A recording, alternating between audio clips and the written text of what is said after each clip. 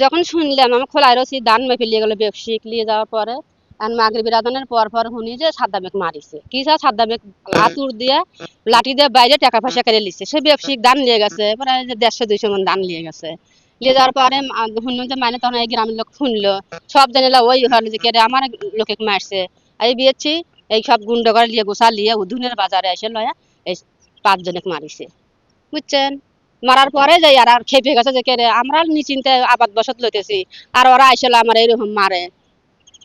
মারার পরে যারা খেপে গেছে তখন এই যে খালি পুলিশ আনতেছে আর লিতেছে যাইতেছে আর লিতেছে রাজা আনজাই কিছু হারার আগে হচ্ছে তারপরে বাংসুর কইছে কি হচ্ছে আমি এখন তোকে জানি না আপনারা আইছেন দেখেন গা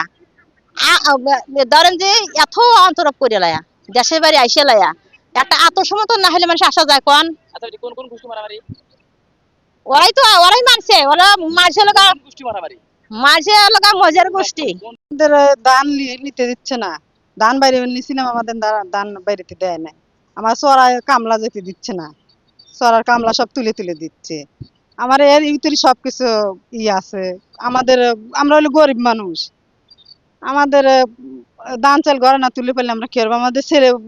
ছেলে মানুষেরও তারা দিচ্ছে বুথ মেশিন ধান ধরবে ছিল তাগারও তারা দিচ্ছে চলে গেছে তাহলে আমরা এখন কিভাবে ধান চাল ঘরে তুলবো আমার গোষ্ঠী বুঝছেন তারপর সরকার গোষ্ঠী আমার বাড়ি হামলা করেছে রাত 10টার দিকে আমি মহিলা মানুষ একা থাকি বুঝছেন হাইসে রামদা এবং ফালা নিয়ে এসে আমার বাড়িঘর সব লুট করে নিয়ে গেছে দাম কলা লাখ তারা দিল দাম তো তুলবে দিল বেটাটা ঘরে তুলে দিচ্ছে একটু বেটা বেড়া ফেলতেছে না একে দোলা দোলা হিন্দি ঘুরতেছে তারপরে পাটিগুলো করা নিয়ে তুলে দিচ্ছে কি কবা আর কাম এরা উন্নিয়ে হচ্ছে আমরা তো জানি না আমি একটুকু যাই